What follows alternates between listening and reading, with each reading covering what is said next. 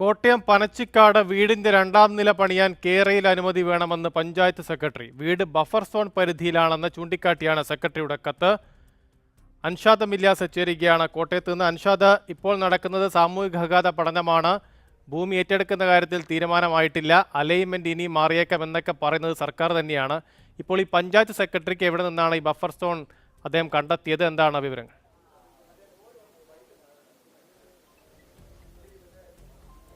അതായത് ജിമ്മി എന്ന് പറയുന്ന വീട്ടുകാരൻ, ഞാനിപ്പോൾ നിൽക്കുന്നത് ജിമ്മിയുടെ വീട്ടിന് മുന്നിലാണ്. ഈ ജിമ്മി എന്ന് പറയുന്ന വീട്ടുകാരൻ ഡിസംബറിലാണ് ഈ പഞ്ചായത്തിലേക്ക് രണ്ടാം നില, വീടിന്റെ മുകളിലത്തെ നില പണിയാനായി അനുമതി ചോദിച്ച് പഞ്ചായത്തിനെ സമീപിക്കുന്നത്. ജനുവരി ആയി നടപടിക്രമങ്ങൾ പൂർത്തിയായി വന്നപ്പോൾ ആ സമയത്തിന് ഉള്ളിൽ ഇവിടെ പഞ്ചായത്തിൽ നിന്ന് പരിശോധന വന്നു. പരിശോധനയിൽ വന്നപ്പോഴാണ് പഞ്ചായത്ത് പറഞ്ഞത് ഒരു പ്രശ്നമുണ്ട്, ഇത് കേരളയിലുമായി ബന്ധപ്പെട്ട് കിടക്കുന്ന സ്ഥലമാണ്. ഒറ്റ സർവേ നമ്പറിൽ ഈ ഭൂമി മുഴുവൻ ഒറ്റ സർവേ നമ്പറിൽ കിടക്കുന്ന 245 എന്ന് പറയുന്ന സർവേ നമ്പറിൽ കിടക്കുന്ന സ്ഥലമാണ്.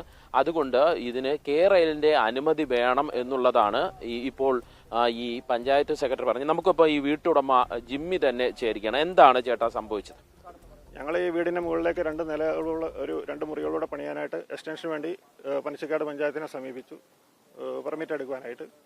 അപ്പോൾ അവർ പെർമിറ്റിനൊക്കെ എടുക്കാനായിട്ട് ഇവിടെ വന്ന ആൾ നോക്കി. അത് കഴിഞ്ഞ് തിരിച്ചു വന്നിട്ട് നമ്മൾ വീണ്ടും പഞ്ചായത്തിൽ അന്വേഷിച്ചപ്പം സെക്രട്ടറി പറഞ്ഞു, നിങ്ങളുടെ ഈ സർവേ നമ്പറുകൾ ഈ സിൽവർ ലൈനിൻ്റെ പരിധിയിൽ ഉൾപ്പെടുന്നതാണ്. അതിനാൽ നിങ്ങൾക്ക് പെർമിറ്റിന് ഒരു ചെറിയ ബുദ്ധിമുട്ടുണ്ട്.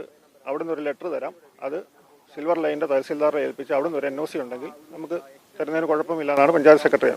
അതും പ്രകാരം അവർ ലെറ്റർ തരികയും ഞങ്ങളത് കോട്ടയം കളക്ടറേറ്റിലുള്ള തഹസിൽദാർ ഓഫീസിൽ ഏൽപ്പിക്കുകയും ചെയ്തു. മറുപടി അവിടുന്ന് ഞങ്ങൾ ഫെബ്രുവരി മാസത്തിലാണ് ഇത് അവിടെ കൊടുത്തത്.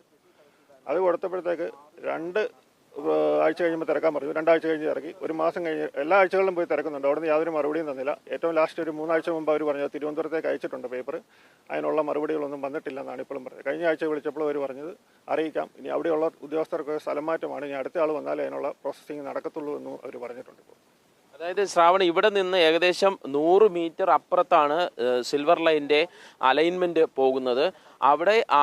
അവിടെ സിൽവർ ലൈൻ പോകുമ്പോൾ ഇവിടെയുള്ള ഒറ്റ സർവേ നമ്പറിൽ 245 എന്ന് പറയുന്ന സർവേ നമ്പറിലുള്ള ഒറ്റ വീടുകൾക്കും എക്സ്റ്റൻഷൻ അല്ലെങ്കിൽ രണ്ടാം നിലയോ മറ്റേതെങ്കിലും തരത്തിലുള്ള നിർമ്മാണങ്ങളോ നടത്താൻ അനുമതിയില്ല എന്നുള്ളതാണ് പരോക്ഷമായി പഞ്ചായത്ത് സെക്രട്ടറിയുടെ കത്തിൽ നിന്ന്, അതായത് പഞ്ചായത്ത് സെക്രട്ടറി സിൽവർ ലൈൻ തഹസിൽദാറിന് നൽകിയ കത്തിൽ നിന്ന് നമുക്ക് മനസ്സിലാക്കാൻ കഴിയുന്നത്. അതായത് ഈ സ്ഥലമെല്ലാം ബഫർ സോണിൽ ഉൾപ്പെടുന്നു എന്നുള്ളതാണ് NOC സിൽവർ ലൈനോട് അല്ലെങ്കിൽ കേരള പ്രോജക്റ്റിന്റെ തഹസിൽദാരോട് ചോദിക്കുമ്പോൾ അതിൽ നിന്ന് നമുക്ക് മനസ്സിലാക്കാൻ കഴിയുന്നത്. എന്തായാലും ഈ ഒരു ജിമ്മിയുടെ വാർത്ത വന്നതോടുകൂടി ഇവിടെയുള്ള ആൾക്കാരെല്ലാം വലിയ ആശങ്കയിലാണ്. നേരത്തെ തന്നെ സർക്കാർ പറഞ്ഞത് 10 മീറ്റർ മാത്രമാണ് ബഫർ സോൺ എന്നുള്ളതാണ്. പക്ഷേ അതല്ല, ഈ സിൽവർ ലൈൻ അലൈൻമെന്റ് ഈ ഞാനിപ്പോൾ നിൽക്കുന്ന കൊല്ലാട് പ്രദേശത്തെ ഈ ജിമ്മിയുടെ വീട്ടിന്റെ മുന്നിൽ നിന്ന് ഏകദേശം 100 മീറ്റർ അപ്പുറത്താണ് കടന്നു പോകുന്നത് എന്ന് പറയുമ്പോൾ തന്നെ ഇവിടെയുള്ള ആൾക്കാരെല്ലാം ആശങ്കയിലാണ്. നമുക്കിപ്പോൾ വീട്ടമ്മ കൂടി ചേരുകയാണ്. എന്താണ് പറയാനുള്ളത്?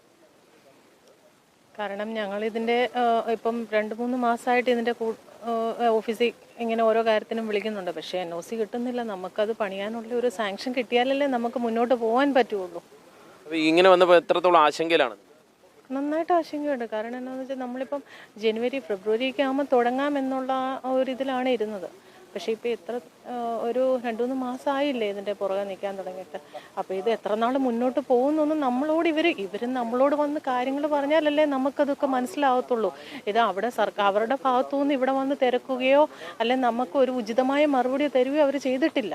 അവർക്ക് തന്നെ ഒരു ആശയക്കുഴപ്പമുണ്ടെന്നാണോ നിങ്ങൾക്ക് മനസ്സിലാക്കാൻ കഴിഞ്ഞത്? കാരണം നമ്മൾ അവരോട് നമ്മൾ പറയുമ്പോഴല്ല അവർ പറയുന്ന ഓരോ എക്സ്ക്യൂസ് അവർ പറയുന്നത്. ഇപ്പം ഈ കഴിഞ്ഞ ദിവസം വിളിച്ചപ്പോൾ അവർ പറഞ്ഞു ഞങ്ങളുടെ സ്റ്റാഫെല്ലാം സ്ഥലം മാറി അതെ. കാരണം നമുക്ക് തഹസിൽദാറിനെ കാണാൻ എനിക്ക് ഇതുവരെയും പറ്റിയില്ല. 2-3 പ്രാവശ്യം പോയി ഞാൻ. എന്നിട്ട് ഞാൻ അവരോട് ചോദിക്കുന്നുണ്ട്, തഹസിൽദാറെ എനിക്കൊന്ന് കാണാൻ പറ്റുമോ എന്ന് ചോദിക്കുന്നുണ്ട്. ഇല്ല, സാറിനെ കാണേണ്ട കാര്യമില്ല, ഞങ്ങളിത് നേരെ തിരുവനന്തപുരത്തിന് അയക്കും, തിരുവനന്തപുരത്തിൽ നിന്നാണ് നിങ്ങൾക്ക് മറുപടി പറയേണ്ടത്. പക്ഷേ ഇത് തിരുവനന്തപുരത്തിന് അയച്ചിട്ട് എനിക്ക് തോന്നുന്നു ഏകദേശം 1 മാസത്തോളമായി. നമുക്കിതുവരെ അതിനുള്ള മറുപടി യാതൊന്നും നമുക്ക് കിട്ടിയിട്ടില്ല. സർക്കാരൊക്കെ പറയുന്നത് യാതൊരു പ്രശ്നവുമില്ല, ഇത് സാമൂഹ്യ ആഘാത പഠനമാണ് ഈ കല്ലിട്ട് നടത്തുന്നതെന്നാണ്. നിങ്ങൾക്ക് എന്താണ് അനുഭവത്തിൽ നിന്ന് മനസ്സിലാവും? ശരിക്കും നമ്മൾ തന്നെയല്ലല്ലോ ബുദ്ധിമുട്ടുന്നത്. നമ്മളെപ്പോലെ എത്രയോ ആൾക്കാരുണ്ട്. ഈ ബഫർ സോണിൽ നിൽക്കുന്ന എത്രയോ പേരുണ്ട്. അവരും ഓരോരോ പ്രശ്നത്തിലല്ലേ. ബാങ്കിൽ ലോൺ എടുക്കാൻ പറ്റിയില്ലെങ്കിൽ മക്കളെ പഠിപ്പിക്കാനോ അല്ലെങ്കിൽ വീട് പണിയാനോ അല്ലെങ്കിൽ മറ്റുള്ള ആവശ്യത്തിന് ബാങ്കിൽ ലോൺ എടുക്കാൻ ചെല്ലുമ്പോഴാണ് നമ്മൾ ഇതിൻ്റെയൊക്കെ എന്നാ പറയുന്നത്, ഇതൊരു ഇത്രയും പ്രശ്നങ്ങളുണ്ടായിട്ട് അറിയുന്നത്. ഈ സർക്കാരിൻ്റെ ഈ നയത്തോട് ഞങ്ങൾക്ക് ഒട്ടും യോജിക്കാൻ പറ്റുന്നില്ല. അതായത് ഈ പനച്ചിക്കാട് പഞ്ചായത്താണ് ഏറ്റവും ആദ്യം സിൽവർ ലൈനുമായി ബന്ധപ്പെട്ടുള്ള സമരങ്ങൾ പൊട്ടിപ്പുറപ്പെട്ട സ്ഥലം. അവിടെയാണ് ഇപ്പോൾ ഈ നാട്ടുകാർ വലിയ ആശങ്കയിലേക്ക് മാറിയിരിക്കുന്നത്. അതായത് നേരത്തെ സൂചിപ്പിച്ചതുപോലെ അലൈൻമെന്റിൽ തീരുമാനമായിട്ടില്ല, ബഫർ സോൺ എവിടെയാകുമെന്ന കാര്യത്തിൽ വ്യക്തതയായിട്ടില്ല. അപ്പോഴാണ് ഇങ്ങനെ അനുമതി നിഷേധിക്കുന്നത്. ഈ പഞ്ചായത്ത് സെക്രട്ടറിയുമായി അൻഷാദ് സംസാരിച്ചിരുന്നോ? ഈ സാങ്കല്പിക ബഫർ സോണിൽ അനുമതി പാടില്ല, നിർമ്മാണങ്ങൾ പാടില്ല എന്ന നിർദ്ദേശം അദ്ദേഹത്തിന് സർക്കാർ തലത്തിൽ ആരെങ്കിലും നൽകിയിട്ടാണോ ഇങ്ങനെ ഒരു നിർദ്ദേശം ഇവർക്ക് നൽകിയിട്ടുള്ളത്?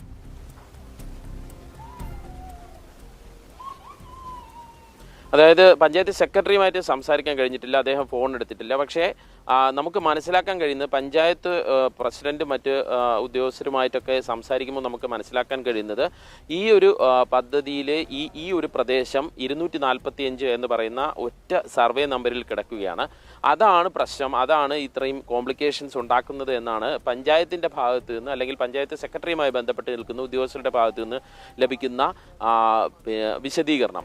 നേരത്തെ ശ്രാവൺ സൂചിപ്പിച്ചതുപോലെ ഈ ഒരു സാങ്കല്പിക അലൈൻമെന്റ് ആണ്. ആ സാങ്കല്പിക അലൈൻമെന്റിന്റെ അടുത്തുള്ളവർക്ക് ഇതാണ് ഗതി എന്നുള്ളതാണ് ഇപ്പോൾ നമുക്ക് മനസ്സിലാക്കാൻ കഴിയുന്നത്. സർക്കാരും വിശദാംശങ്ങൾ നൽകിക്കൊണ്ടിരിക്കുന്നത് കോട്ടയം പനച്ചിക്കാട് പഞ്ചായത്ത് സെക്രട്ടറിയാണ്. വീടിന്റെ 2ാം നില കേരളിന്റെ ബഫർ സോണിലാണ് എന്ന് പറഞ്ഞുകൊണ്ടൊരു വീട്ടുടമയ്ക്ക് വീടിന്റെ 2ാം നില പണിയാൻ അനുമതി നിഷേധിച്ചിരിക്കുന്നത്. അൻഷാദാണ് വിശദാംശങ്ങൾ അവിടെ നിന്ന് നൽകിയത്.